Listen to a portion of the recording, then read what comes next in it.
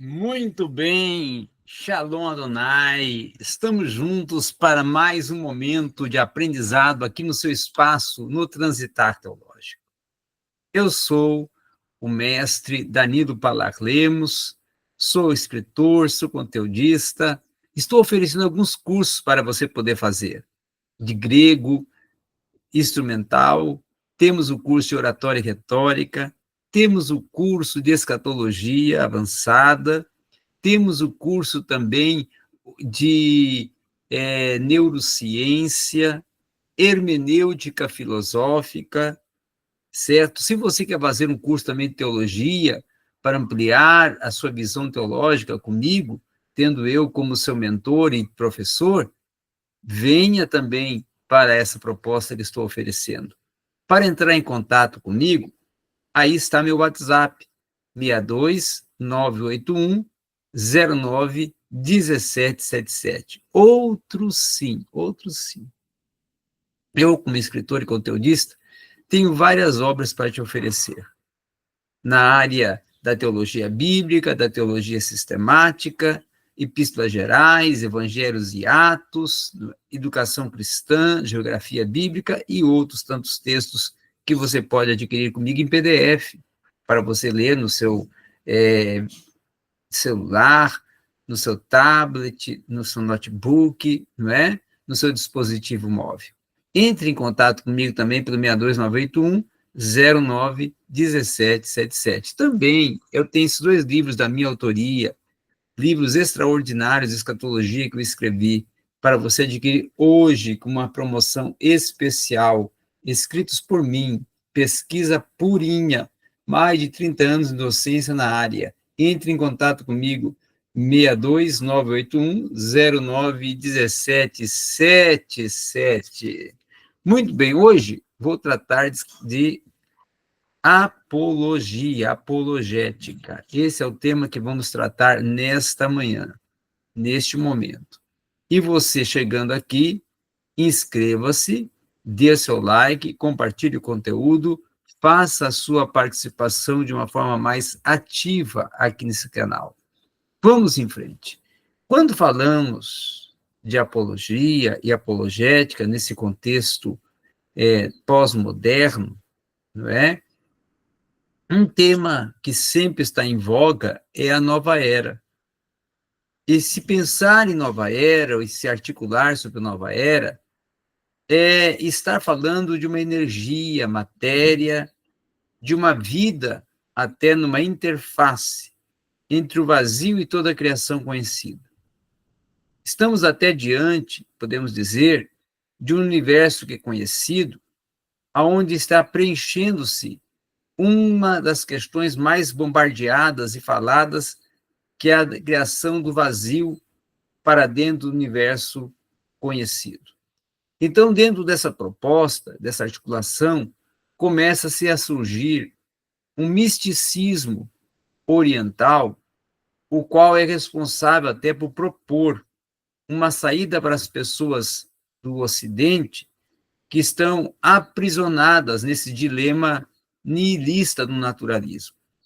O miticismo do Oriente, ele se torna estrangeiro, até dentro de uma versão diluída, com a meditação transcendental, responsável, inclusive, por exigir uma radical e imediata reorientação desse modo normal de compreender a realidade dos ocidentais.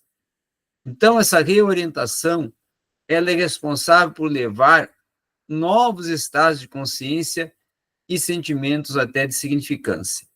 Dentro disso é que surge um caminho até doloroso, tá? Onde é efetuado um grande número de eruditos profissionais que propõem inúmeras disciplinas acadêmicas responsáveis até para abranger áreas humanas das ciências exatas e transbordar alguns limites de cultura que até parecem ser um dilúvio.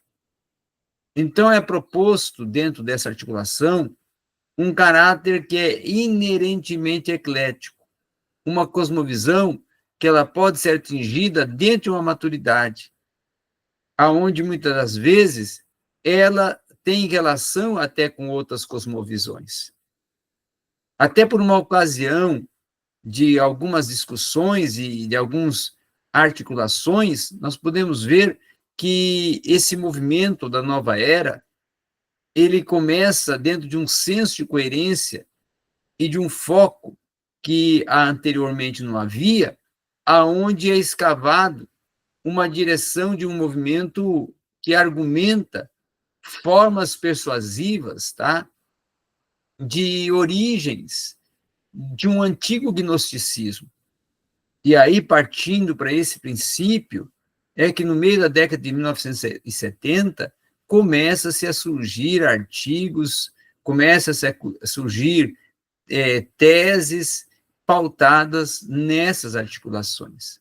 E aí começa-se também a trabalhar-se com uma temática pautada sobre a era de Aquário, aonde começa toda uma articulação que depois, dentro do fim de 1987, a revista Time ela vai trabalhar ou vai dar maior atenção a artigos e temas e assuntos que pautem ou defendam ou articulem sobre a nova era. Inclusive, vai, em uma das capas das suas revistas, ter o tema Curandeiros da Fé, onde ele vai trabalhar com um subtema que são esses curandeiros da fé, canalizadores viajantes do tempo e cristais em abundância.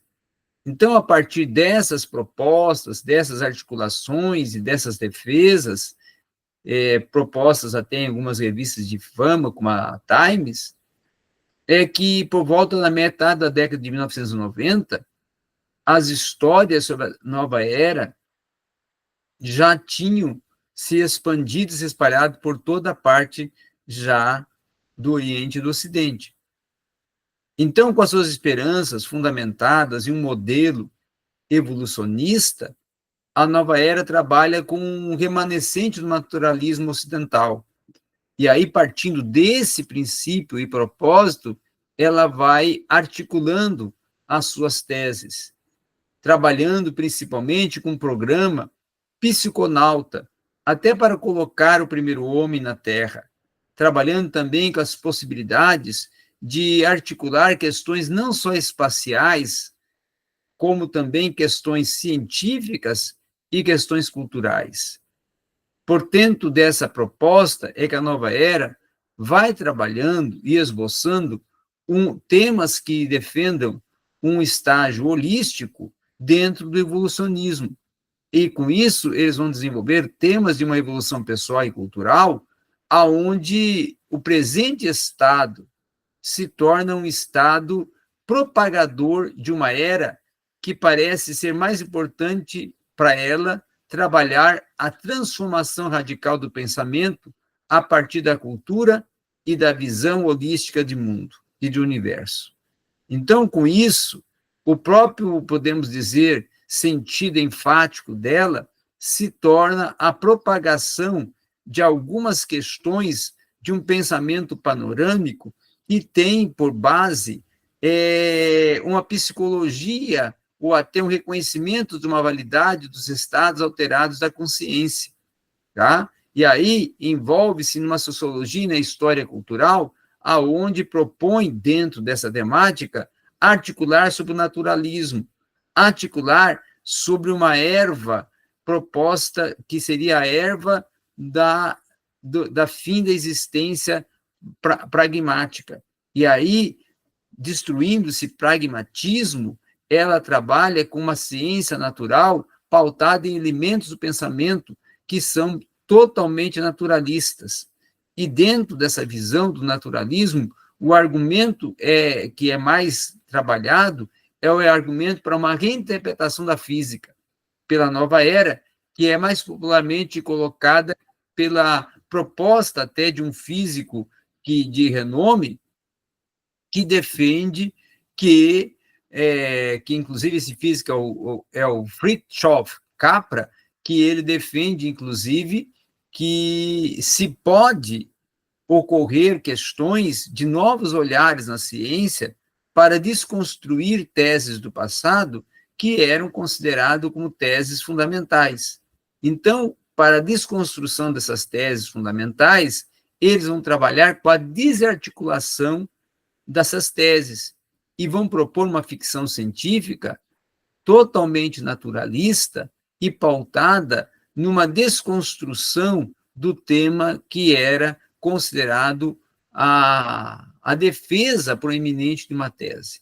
Então, dentro da indústria cinematográfica, é proposto, então, temas que proponham o pluralismo religioso, o ceticismo, que proponham o ateísmo, e com tudo isso também é preciso ver que, além dessas possibilidades, dessas articulações, dessas defesas, eles propõem um relacionamento. A nova era propõe um relacionamento, e os defensores dela propõem um relacionamento com outras cosmovisões. Então, a cosmovisão da nova era se torna altamente sincrética e eclética, tomando emprestado até de todas as principais cosmovisões as suas teses. Embora até as suas misteriosas ramificações e estranhas, podemos dizer assim, dimensões possuam raízes num panteísmo oriental e no antigo até animismo, a sua conexão com o naturalismo, ela vai fornecer uma melhor chance de ganhar novos adeptos que o mais puro misticismo oriental. Então, como o naturalismo, a nova consciência, nega a existência de um Deus transcendente, não há nenhum senhor do universo, segundo a nova era, exceto se ele for cada um de nós. E aí a nova era vai defender que existe somente um universo fechado. E, na verdade, esse universo é povoado por seres de incrível inteligência pessoal, poder, e a consciência humana não é encerrada pelo crânio. Então, eles também vão trabalhar que esses seres, até mesmo a consciência do cosmos, não são de forma alguma transcendentes, no sentido principalmente imposto pelo teísmo. Além do mais, alguma linguagem sobre os seres humanos vai reter uma forma e uma força do próprio naturalismo, que é emprestada dentro do naturalismo, que vai encontrar a esperança de uma transformação evolucionária para a humanidade, vivendo assim na iminência de um advento de um novo ser, com uma evolução que vai se incumbir dessa transformação. Então, semelhantemente, podemos dizer que o teísmo e o naturalismo trabalhem com um monismo panteísta oriental e com uma nova era que deposita grande valor na pessoa como um indivíduo. E esse monismo, ele vai desenvolver-se a partir de um naturalismo também, que é refletindo uma memória de suas raízes teístas e continuando a se estudar valores de uma noção que os seres humanos são semelhantes. Então, partindo dessas articulações, é que vai trabalhando com esse monismo panteísta oriental, propondo uma nova consciência, até com foco em uma experiência mística que passa por um espaço de moralidade que, dentro dessa visão, é transcendido. Então, essa nova consciência, uma nova versão ocidental e mística, ela substitui uma ênfase na epistemologia e parte por uma consciência que está relacionada até com o animismo, e uma cosmovisão que ainda é trabalhada a partir de religiões primais, que por eles é chamado de religiões pagãs. Então, essas religiões pagãs, segundo eles, são defesas de articulações e ideias desenvolvidas a partir de rituais, liturgias, sistemas, símbolos, cultos, com várias entidades e divindades, aonde é programado e proposto um politeísmo e um sincretismo religioso. Aí está o grande perigo da nova era. O grande perigo é o quê? A desarticulação de uma fé, de uma crença. Uma fé e uma crença monoteísta. Uma fé e uma crença alicerçada na verdade. Porque para eles a verdade ela é relativa. há possibilidades, há condições que essas, muitas das vezes, são efêmeras e não são eternas. E aí, nessa batalha da desconstrução, eles vão desconstruindo todas as teses que possam ser solidificadas em um fator que seja comprobatório, coerente e que defenda, na verdade, uma só crença e uma só cultura e uma só visão e até uma só cosmovisão. Porque eles são contrários a você ser pragmático. E aí, essa desconstrução do pragmaticismo e do pragmatismo vai nos levar, como a nova era quer, a um olhar múltiplo. E essa multiplicidade vai nos remeter a uma desconstrução de valores cardinais centrais para justamente conduzir a humanidade a uma visão plural. E essa pluralidade matar com a fé, assolapar com as crenças, principalmente crenças que são fixas em uma só divindade e deidade, e assim abrir um leque de diálogo cultural, religioso, social, político, econômico, em que não existe possibilidade, mas possibilidades. Não existe uma só visão, mas cosmovisões diferentes, divergentes, plurais, e que todas devem ser respeitadas, acatadas, seguidas e absorvidas e postas em prática. Então, essa é a visão máter da nova era e os riscos que a nova era concede e empreende na sociedade atual. Portanto, temos que resistir, temos que nos manter firmados, solidificados na fé cristã, na palavra de Deus e na crença em um só Deus, um só Senhor, e um só Espírito, e uma só fé, e um só batismo. Sendo assim, defensores da fé cristã e verdadeiros apologistas, resistindo a todas as investidas contrárias da nova era. Obrigado a todos.